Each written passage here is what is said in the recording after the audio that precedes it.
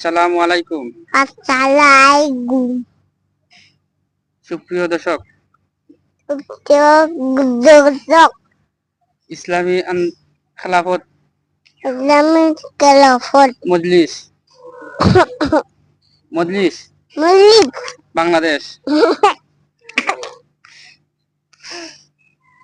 বাংলাদেশ বাংলাদেশ এর এর পক্ষ থেকে উত্তর দিকে আন্তরিক জডিক শুভেচ্ছা। শুভেচ্ছা।